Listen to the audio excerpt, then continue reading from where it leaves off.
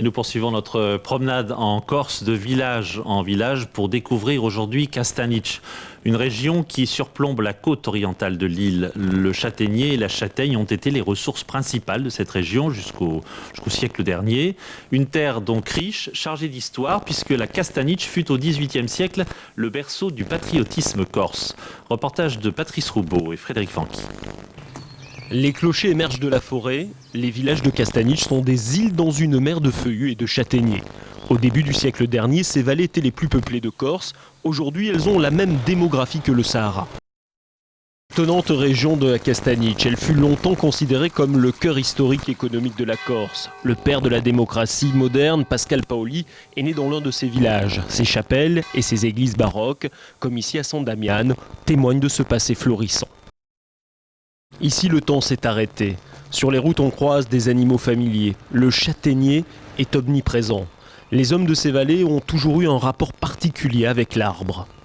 Malconci, donc ce châtaignier gigantesque, tentaculaire, c'est l'arbre aux mille songes, c'est l'arbre de toutes les peurs, de tous les mystères et de tous les rêves.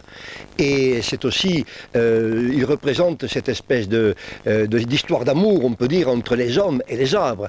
À l'ombre du châtaignier et à côté de la cascade de son enfance, Jean-Claude Rogliano, poète et écrivain, a matérialisé ses rêves en créant des gîtes dans son village, à Carquette.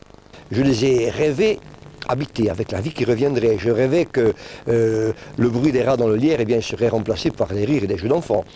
En quelque sorte, je voulais faire la guerre au silence. Et les gens, que ce soit des Corses, des gens qui viennent d'ailleurs, reconstituent une espèce de village. Ces gens qui viennent pour autre chose que le ciel bleu et la mer, qui viennent pour découvrir d'autres hommes, une autre façon d'être, pour découvrir ces châtaigniers, pour découvrir leur histoire, pour découvrir notre vie. Eh bien, ils viennent, ils reviennent encore, et je crois que finalement, j'ai gagné la guerre.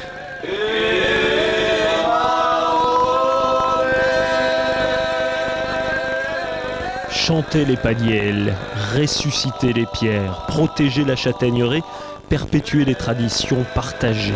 Les hommes et les femmes des villages de Castanic le font avec simplicité. Voilà, je vous propose de prolonger cette promenade par la lecture de 2 livres. Le berger des morts de Jean-Claude Rogliano, c'est aux éditions France Empire.